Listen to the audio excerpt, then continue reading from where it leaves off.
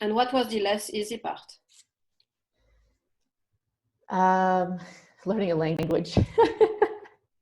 That's been the most difficult, because so the countries that I chose early on in my journey were mostly English speaking countries. It was easy to get around. It was easy to, do things on my own, and have conversations and meet people and learn about the culture and things like that.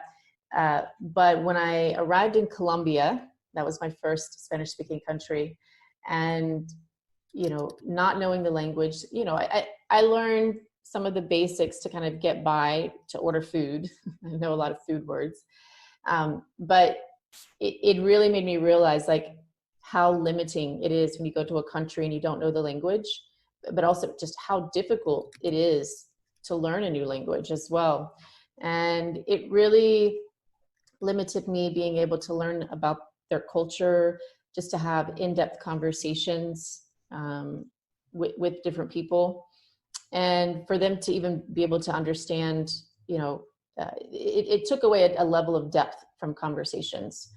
And then coming to Mexico, I felt like it was even more so. So in Colombia was actually the first time that I connected with digital nomads. It was something that I didn't really want to label myself as, and I hadn't really connected with them. I wanted to connect more with the locals, which was easy to do in English-speaking countries, but a lot more difficult to do in a Spanish-speaking country when I didn't speak Spanish. So I almost kind of had to reach out to digital nomads and connect with them, or deal with loneliness and that struggle, which does come with living this type of lifestyle. So you have to be very intentional to connect with people and to reach out, so that you don't have that loneliness. So that was interesting, and it really kind of opened my eyes to the digital nomad culture, and it's given me different experiences that I wouldn't have had if I'd, continued to stay in my comfort zone of English-speaking countries and connecting with just locals.